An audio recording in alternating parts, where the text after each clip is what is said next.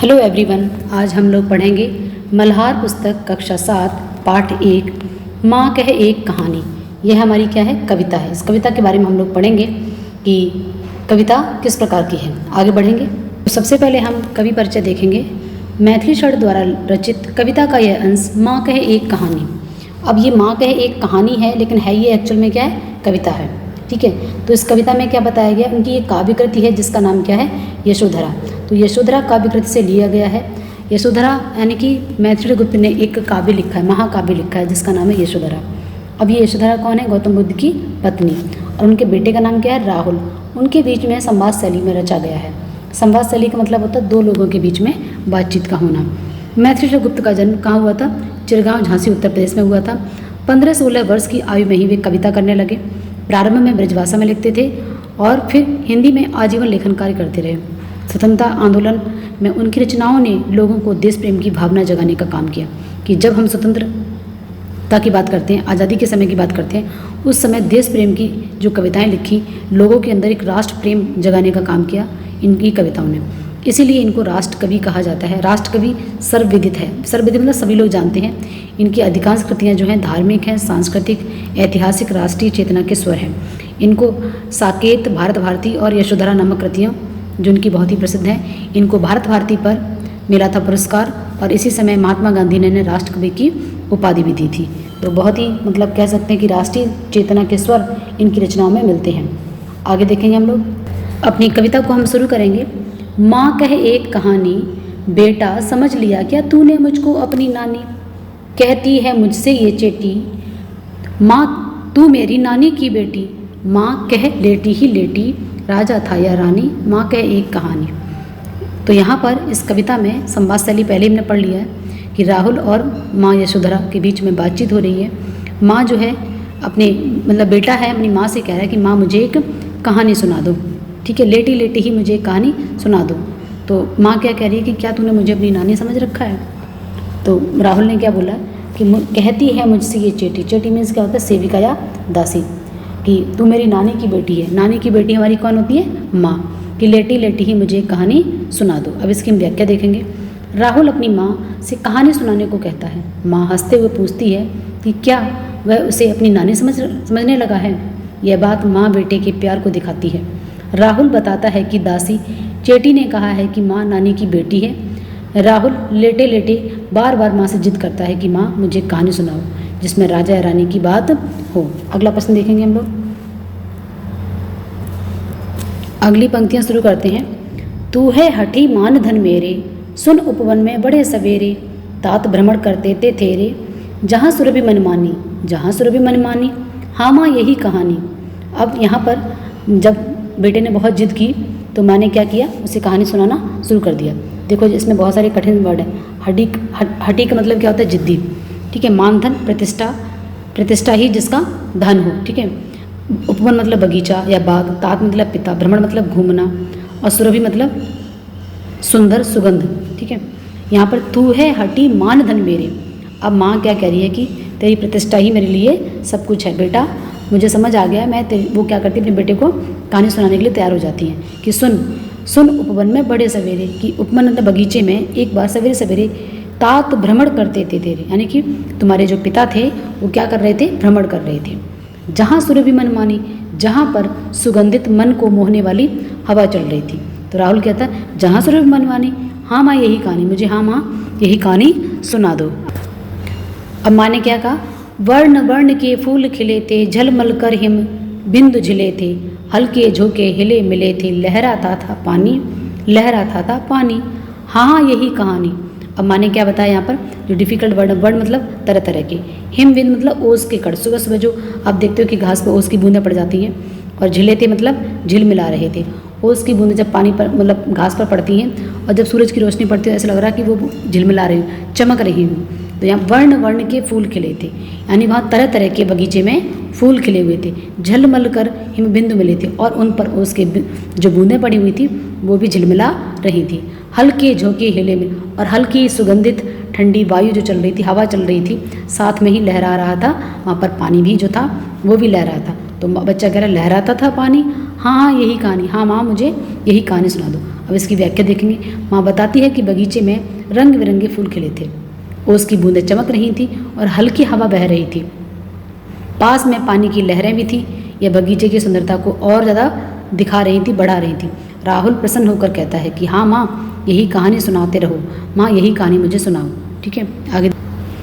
गाते थे खग कल कल स्वर से, सहसा एक हंस ऊपर से आया, गिरा बिद्ध होकर खग सर से, हुई पक्ष की हानि, हुई पक्ष की हानि, करुणा भरी कहानी।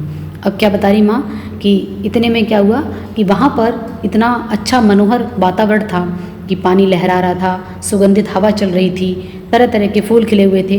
उसी समय खग पक्षी भी वहाँ पर कल कल कल कल की आवाज़, यहाँ पर क्या है, पक्षियों की आवाज़ को अगर यहाँ पर देखेंगे, खग मीन्स पक्षी है, बिद्ध मतलब छेदा हुआ या घायल, खर शर मतलब तेज धार वाला जो तीर होता है, बाण होता है उसके लिए, पक्ष मतलब यहाँ पंख है, और करुणा भरी मतलब दुख भरी।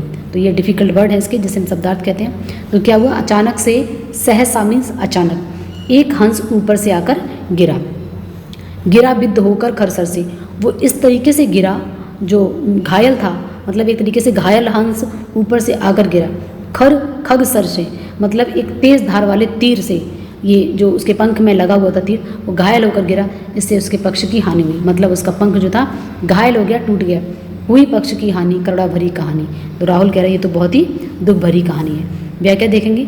माँ कहती है कि वहाँ मीठे स्वर में पक्षी गा रहे थे, तभी अचानक एक हंस ऊपर से घायल होकर नीचे आके गिरा, उसे तीर से चोट लगी थी। राहुल दुखी होकर कहता है कि हंस को चोट लग गई थी, ये तो बहुत ही करुणा भरी कहानी है। अब अगली पंक्तियां हैं हमारी। चौंक उन्होंने उसे उठाया, नया जन्म सा उसने पाया, इतने में आखिर तक आया, लक्ष्य सिद्ध का मानी, लक्ष्य सिद्ध का मानी, कोमल कठिन कहानी। अब क्या बताया कि चौंक उन्होंने उसे उठाया। अब ये क्या यशोधरा कह रही है अपने पति के बारे में, अर्थात गौतम बुद्ध के बचपन का नाम क्या था, सिद्धार्थ। तो बता रही कि उन्होंने मतलब उनके पति ने, यहाँ पर उन्होंने मतलब उनके पति ने उसे उठा लिया एकदम से चौंक कर, कि अचानक से गिरा, और क्या किया, उसके जो पंख में, घायल पंख में जो तीर लगा हुआ था उसको निकाल कर उसको साफ़ किया, उसको एक तरीके से जैसे किसी की मतलब फर्स्ट एड करते हैं ना, उसको तुरंत जो सहायता देते हैं वो उन्होंने की। नया जन्म सा उसने पाया, तो जो मरने वाला था पक्षी, उसकी उन्होंने की सहायता की, जिससे उसे एक नया जीवन सा मिला, मतलब बच गया वो। इतने में आखिर तक आया, आखिर तक का मतलब क्या है, शिकारी जिसने इस हंस को तीर मारा था।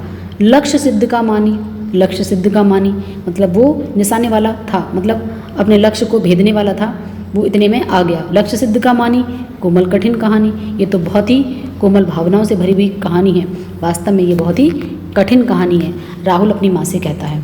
माँ ने बताया कि जब तुम्हारे पिता ने उसकी रक्षा की, तभी मतलब वहाँ पर शिकारी आ गया और वह मांगने लगा कि ये लक्ष्य तो मेरा है, मतलब मैंने इसको तीर मारा है। आपने एक और बुक में दिया हुआ है, देवदत्त और सिद्धार्थ की ये बचपन की जो कहानी है, उसमें भी एक कहानी के रूप में दिया है। हम इसमें कविता के रूप में पढ़ रहे, वहाँ पर देवदत्त और उनके चचेरे भाई, मैंने सिद्धार्थ गौतम बुद्ध और उनके चचेरे भाई कौन है, देवदत्त। तो ये देवदत्त है, जो शिकारी है वो कौन है, देवदत्त, जो कि गौतम बुद्ध का चचेरा भाई है। व्याख्या में देखेंगे। माँ बताती है कि उसके पिता ने तुरंत उस घायल पक्षी को उठाया और उसकी जान बचाई। तभी वहाँ पर वह शिकारी आ गया जिसने हंस को मारने का दावा किया था कि ये शिकार तो मेरा है।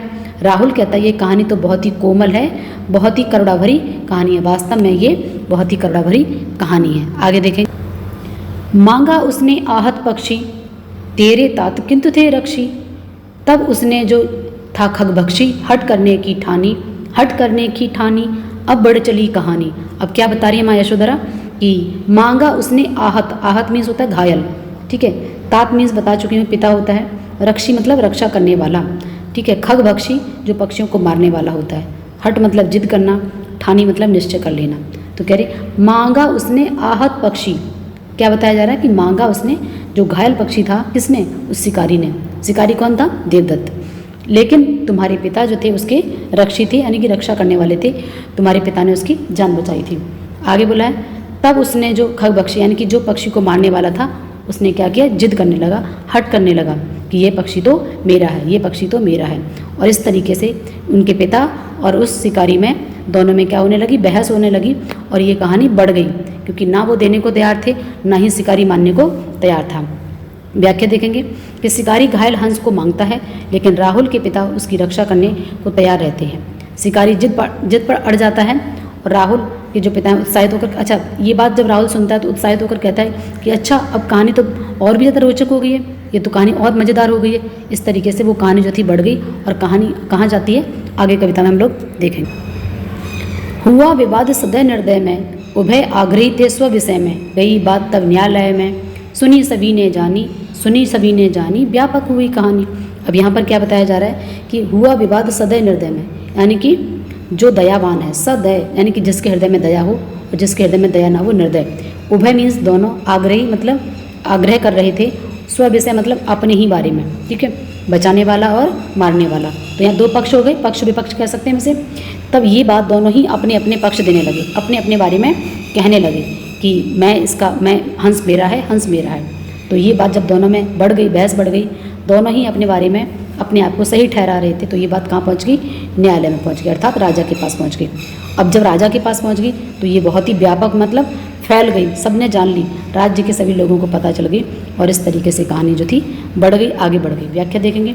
माँ बताती है कि दयालु पिता और निर्दयी शिकारी के बीच विवाद बढ़ गया, दोनों अपने पक्ष पर अड़े रहे। अंत में मामला न्यायालय में पहुँच गया।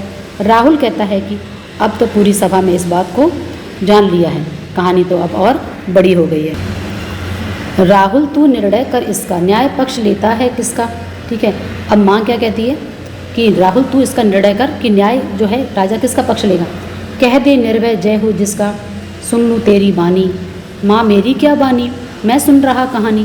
तो यहाँ पर कुछ कठिन शब्द, जैसे निर्णय मतलब फैसला लेना, निर्भय मतलब बिना डरे, बानी मतलब बात या आवाज़।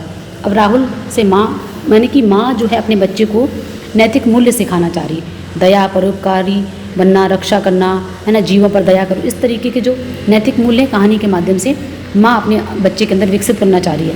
इसीलिए वह राहुल से प्रश्न पूछती है कि राहुल तू बता कि इसका क्या निर्णय होगा, राजा किसका फैसला लेगा।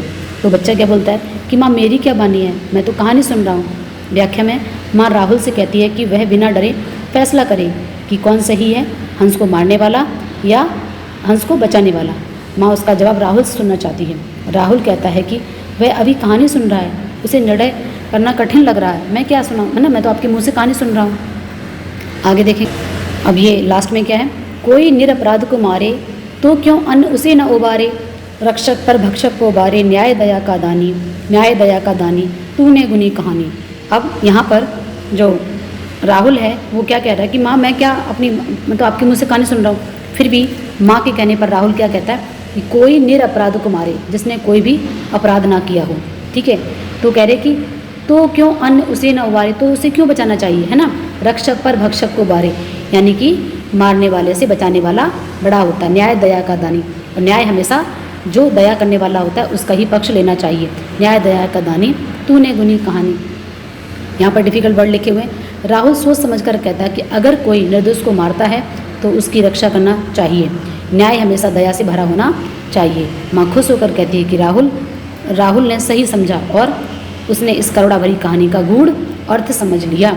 इस प्रकार से माँ अपने बच्चे के अंदर जो एक नैतिक शिक्षा थी वो सिखाना चाह रही थी और बच्चे ने भी उस चीज़ को समझा। तो इस प्रकार से हमने इस कहानी के कविता के अर्थ को समझ लिया है, डिफ़िकल्ट वर्ड को भी देख लिया है। अगले वीडियो में मिलते हैं इसके प्रश्नोत्तर के साथ, तब तक के लिए धन्यवाद।